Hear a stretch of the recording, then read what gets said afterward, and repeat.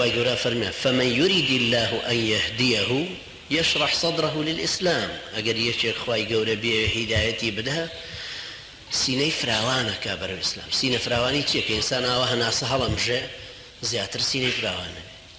أنجا بعكسي أمو خواهي قورا فرمي ومن يريد أن يضله أقر خواهي قورا بيه يشيك قمرابك يجعل صدره ضيقا لقراءته ترى ضيقا يجعل صدره سيني واليك ضيقا تسكت رسكو حرجا برلقري وقولنا راحتي وناخوشي كأنما يصعد في السماء هر كأنما برزكرته برو طبقات آسمان. پیغمبر عليه الصلاة والسلام كأم آياتي خوندوتو بو قريش خو قريش نتشونة آسمان تاكو بزانن هسي شانوان نكردو چونکە کەس 100 متر بەرز نەبووەتەوە لەو زمانەی هەتاکو بزانن سینەی وا فراوان و یان تەسک و تروسکە بێ. بەڵام وەریان گرتووە یەکی وەکو زەمەخشەری ڕەحمەتی خوای لێ بێ فەرمێ قەلبه ينسد دەربارەی ئایەتە دڵی ئەگیرێ هەروای لێک داوەتەوە. بەڵام ئێستا عیلم ئەوەی ئیسپات کردووە کە ئینسان هەرچەند بەرز بێتەوە بۆ ئاسمان زیاتر ئۆکسجین کەمە بێتەوە زەختی هەوا لەسەری زۆرترە بێ. قانونێکی پێڵێن قانونی تۆرشەلی.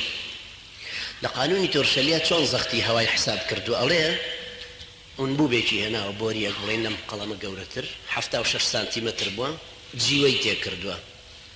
زەختی ئەو جیوەیە لەسەر پنتێک چەندە حسابی ئەوەی کردووە کە زەختی هەواش لەسەر سینە ئاوایە لەسەر دڵ ئاوایە لەسەر سەحەتی ئینسان ئاوایە. بۆیە هەر وەختێک کە سەرەکەویتە سەرەوە بە ئاسمانەکانە چونکە ئەو زەختە خوای گەورەوای دروست کردو. ئێستا زەختی ئێمە لێرە لەم وڵاتە ئێمە خاستن لەم وەسەتی ئەرزە زەخت زۆر طبیعی جاوەیەکە لەو نیعمەتانەی کە خەڵک هەستی پێ ناکە. یەکێ لەو نیعمەتانەی کە ئەگەر بچیتە شیمالی ئەوروپا و یا شیمالی کەنەدا و ئالاسکا و ئەو شوێنانە هەستی پێک یا قوتبی منجەمەندی خوارو سێشتی گەورە هەیە کە تۆ هەستت پێ نەکرد یا سێ چوار شت کە لە کوردستانە زۆرە و کەس احتیمامی پێ نەداوە. یەکێ لەوانە زەختی هەوایە.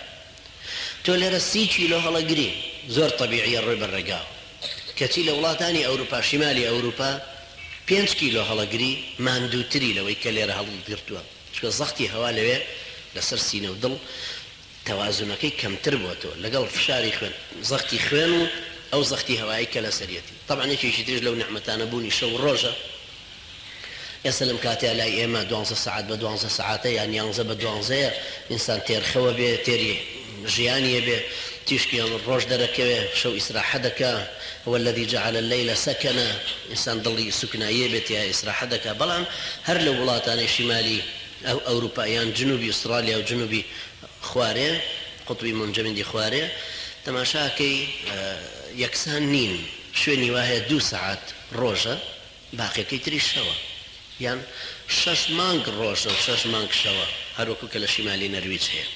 ئەم نیعمەتەش کە خوای پەروەردگار باسیەوەی کردو ئەگەر ئینسان خوای گەورە هیدایەتی بدا سینەی چۆن فراوانە بێ. بەڵام کە بێ هیدایەتی لێسەنێتەوە وەکو ئەوایە کە ئەڕوا بەرەو ژوور لێرەدا چون بەرەو ژوورەکە و قانونی تۆرشەلی کەوتوێتی زەختی هەوا ئەو تەوازونەی کە لە نێوانی زەختی هەوایە دروستە بێ لەگەڵ زەختی خوێن.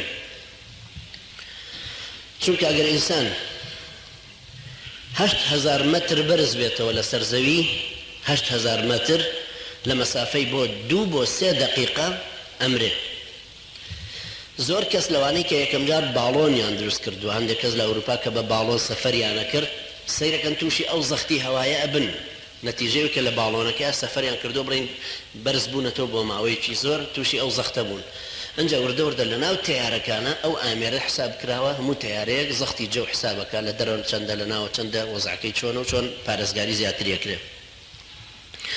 کەوابوو ئینسان هەتاوەکو بچێ بەرەو ژوور سەرکەوێ زەخت لەسەری زیاد دەکا و هەناسە بڕچەی پێکێ سینەی تەسکە بێ پڕمەشاکلی تەنەفوسی و خوێنی و ئەو جۆرەشتانە ئێبێ. بۆیە خوای پەروەردگارە فەرمێ ئەگەر هەر کەسێک خوای گەورە بیەوێ هیدایەتی نەدا هەر کەسێک خوای گەورە بیەوێ هیدایەتی نەدا یا گومڕای بکە سینەی وا تەسکە کاتەوە كأنما يصعد في السماء. جا ئەو تەشدیدەش لەوێ نافەرمێ كأنما يصعد في السماء خۆی سەرکەوێ كأنما يصعد في السماء بە زۆرەی بن بەرەو ژوور ئەو زەختە زیادەشی لەسەر دروستە بێ. ئەو معجزانەی قورآن کە باسی فەرمووە لە تەشریعی لە تاریخی لە ئیعجازی بەلاغی لە بەیان لەو کەلیمانەی بەکاری هێناوە لە چیرۆکەکانی لەو ئەخبارانەی پێشووتر کە ڕووی داوە لە ئەخباری داهاتوو کە ڕووی ئەدا لەو شتە عیلمیانەی کە تایەتی لە ئیعجازی عەدەدی ئەم هەموو کە کۆ ئەەکەیتەوە خۆی جەمالی قورآن و جوانی قورآن هەمووی دەرەکەوێت.